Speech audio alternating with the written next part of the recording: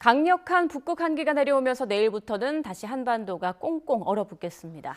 이번 주 내내 영하 10도 아래의 강한 한파가 이어질 전망인데요. 길고 강한 추위가 이어지는 이유와 전망을 김민경 기상재난 전문기자와 자세히 짚어보겠습니다. 안녕하십니까? 안녕하세요. 네, 이번 겨울 들어 몇 차례 강추위가 있긴 했는데 이번 추위가 가장 길고 강력할 걸로 보인다고요? 네, 서울을 기준으로 보면 영하 10도 아래로 내려갔던 강추위는 지금까지 두 차례 있었는데요.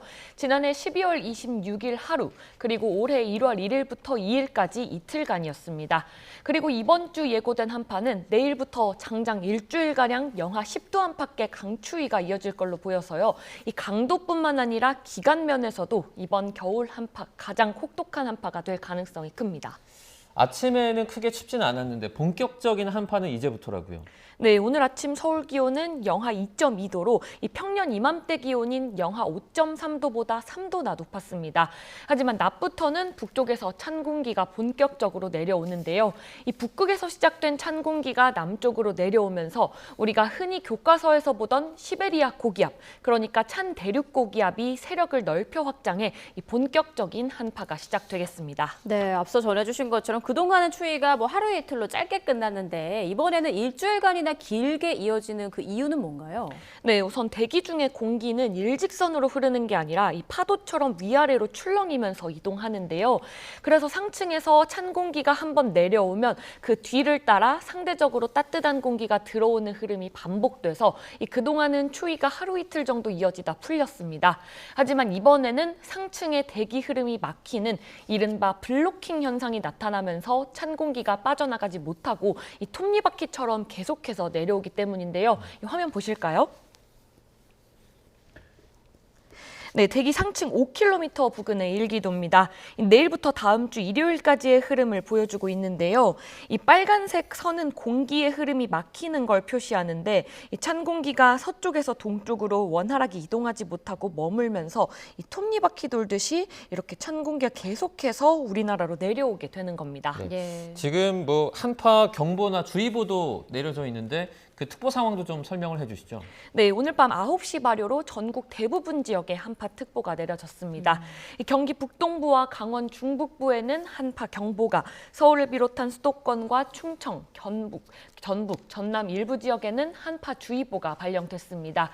한파 경보는 아침 기온이 영하 10도, 15도 이하, 주의보는 영하 12도 이하인 날이 이틀 이상 이어질 것으로 예상될 때 내려지는데요.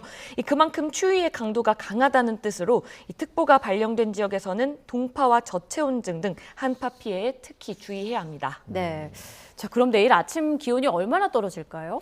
네, 우선 내일 서울 아침 기온이 영하 13도로 오늘보다 11도 정도 크게 떨어지겠고요. 네. 체감 온도는 영하 19도까지 낮아질 걸로 보입니다. 특히 경기 북부와 강원 북부는 아침 기온이 영하 15도 아래로 떨어지고 체감 온도는 영하 25도 이하로 내려갈 전망입니다. 남부지방도 제주 일부 지역을 제외한 전국에서 영하권 추위가 예상됩니다. 네. 낮은 기온에 바람이 강하게 불면 더 춥게 느껴지지 않습니까? 내일 바람은 좀 어떻습니까? 네, 이 상층에 찬 공기가 내려올 때 이 돌처럼 뚝 떨어지는 게 아니라 빙글빙글 회전하면서 내려옵니다.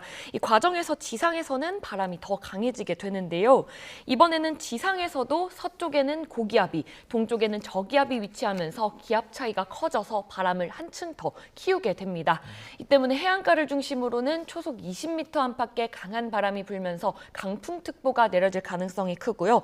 이 서울 등 내륙에서도 순간적으로 초속 15m 안팎의 강한 바람이 불 때가 있을 걸로 보입니다. 네, 지난 10일에도 태풍급 돌풍이 들면서 피해가 컸던 걸로 기억이 나는데 이번에도 그 정도로 예상이 되나요? 네, 지난 10일 약 열흘 전 주말이었는데요. 네. 이 당시 상황은 이번과는 조금 다릅니다. 이 저기압이 지나가면서 지상과 상층 모두 저기압이 겹친 상황이었습니다. 이렇게 되면 공기가 하수구로 빨려 들어가듯 모이면서 이 방향 없이 사방에서 돌풍이 몰아치게 되는데요. 하지만 이번에는 북풍이나 북서풍 계열로 바람 방향이 분명해서 강하긴 해도 지난 10일만큼의 태풍급 돌풍은 아닐 걸로 기상청은 전망했습니다. 네, 이제 추위가 이번 주 내내 이어진다니 벌써부터 좀 지치는데 중간중간에 조금 이렇게 따뜻한 그런 날은 없습니까? 네, 아쉽지만 이번 주는 계속 버텨야 될 걸로 보입니다. 이 체감온도는 사흘 뒤까지만 예보가 나와 있는데요. 이 서울 기준으로 아침 체감온도가 영하 18에서 19도까지 떨어질 전망이고요. 이 기온은 이번 주 목요일까지 영하 13도로 가장 낮아졌다가 이 금요일부터는 소폭 오르긴 하겠지만요. 그래도 영하 10도 안팎의 추위가 이번 주 내내 이어질 걸로 보입니다. 네, 강추위 속에 서해안에는 많은 눈까지 예보됐다고요. 네, 이 북서풍이 불면 찬 공기가 상대적으로 따뜻한 서해를 지나면서 눈구름이 발달하게 되는데요. 이 마치 목욕탕에서 김이 서리듯 수증기가 만들어지는 원리인데 이 눈구름이 바람을 타고 수요일 새벽부터 호남 서해안과 제주도로 유입되면서 눈이 내릴 걸로 보입니다. 같은 이유로 울릉도와 독도에도 눈이 예보됐고요. 우선 수요일 하루 눈 예보만 나와 있는데 울릉도 독도에는 최고 15cm, 제주 산간에 5에서 10cm, 호남 해안에는 1에서 7cm의 눈이 예상됩니다. 이 눈이 내리는 지역에서는 순간적으로 강해지면서 대설특보가 내려질 가능성이 있어 이들 지역에서는 추위뿐만 아니라 눈에도 미리 대비가 필요합니다. 네, 이제 뭐 눈 대비까지 해야 될 것 같은데 이번 추위 좀 언제까지 이어집니까? 네, 우선 당분간은 추위가 쉽게 풀리지 않을 걸로 보입니다. 이번 주 내내 영하 10도 안팎의 강추위가 이어질 전망이고요. 이 다음 주에는 기온이 1, 2도 정도 오르겠는데 다만 평년 이맘때 기온이 영하 5, 6도 수준인 점을 고려하면 여전히 평년보다 2, 3도 낮은 추위는 계속될 전망입니다. 네, 추위가 길어지면 동파 같은 피해도 많이 발생할 수 있는데 어떻게 좀 주의하는 게 좋을까요? 네, 영하 10도 이하의 강추위가 계속 이어지면 이 수도 간 물속 온도도 0도 이하로 떨어져서 얼 가능성이 커집니다. 이 물이 얼면 부피가 9% 이상 증가하면서 계량기 유리 부분이나 배관이 쉽게 파손될 수 있는데요. 이 동파를 막으려면 계량기 함 안을 헌 옷이나 솜, 뽁뽁이 같은 보온재로 채워주는 게 좋습니다. 또 장시간 외출한다면 수도꼭지를 약하게 틀어놓는 것도 도움이 됩니다. 한파는 길어질수록 피해가 더욱 커지는 만큼 이번 주에는 특히 사전 대비가 꼭 필요합니다. 네, 그리고 이렇게 추울 때 빙판길 사고도 참 걱정이 큽니다. 그 눈에 잘 안 보이는 블랙 아이스 같은 거 어디서 조금 더 조심을 해야 될까요? 네, 블랙아이스, 도로 살얼음은 이 특정 구간에서 반복적으로 발생합니다. 가장 발생 빈도가 높은 곳은 터널 출구인데요. 전체 도로 살얼음 발생 비율 가운데 70% 이상을 차지하는 걸로 나타났습니다. 지면에 떠 있는 교량도 주변 도로보다 발생 빈도가 4배 정도 더 높은데요.